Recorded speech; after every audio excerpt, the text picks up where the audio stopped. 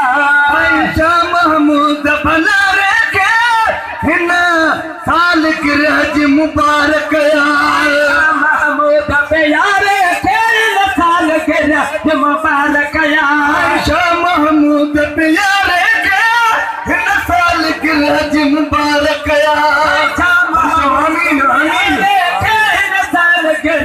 मुबारक नूरी हजूर जे प्यारे के हिन साल गिरज मुबारक नूर हजूर जे प्यारे के हिन साल गिरज मुबारक नूरी हजूर जे प्यारे के हिन साल गिरज मुबारक हयाती ने खुदा खुश हाल रहे मुझे सजन सदाए खुदा बंदो खुश हाल रहे मुझे सजन सदा खुदा खुशहाल रहे मुझे सजन सदा खुशहाल रहे मुझे सजन सदा खुशहाल रहे मुझे सजन सदा मुझे जान बची अचियारे के न साल गिरज मुबारक मुझे जान बची अचियारे के न साल गिरज मुबारक लाल मजे बाग चुकुल आपे सखावारो बिल्कुल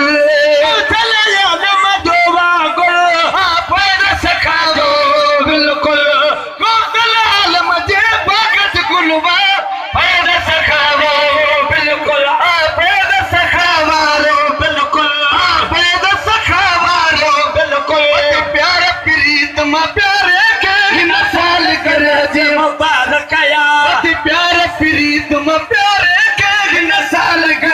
मुबारक शाह महमूद भलारे के न साल गिरज मुबारक जमायत जे प्यारे के न साल गिरज मुबारक तुम्हें भाई मैं पिलाए सजी गो से जमायत जी दिल आगे तुम्हें भाई मैं पिलाए सजी गो से जमायत जी दिल आगे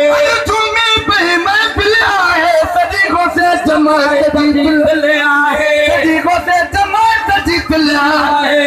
भीतर बासो भारे के न साल गिरज मुबारक अपनी तरबासो भारे के न साल गिरज मुबारक साल गिरज मुबारक न साल गिरज मुबारक शाह महमूद प्यारे के न साल गिरज मुबारक कुर्बान चनेण निठारे के न साल गिरज मुबारक साई सदाई बाज कदुसे कदही न कजो मुहताज कदुसे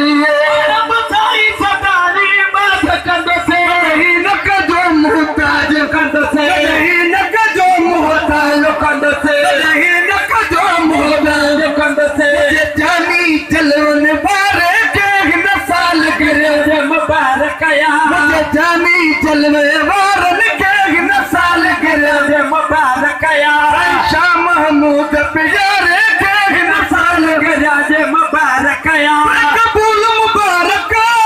बात पड़ा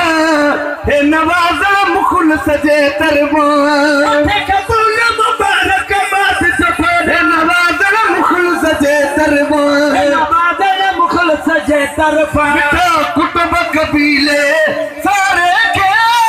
न साल गिरज मुबारक कुटुंब कबीले सारे के न साल गिरज मुबारक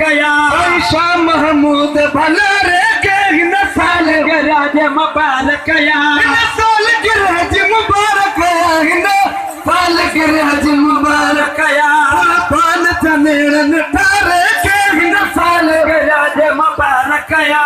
नूरी हजूर जे प्यारे के न साल गिरज मुबारक 11 मिनट थिया आहिनि।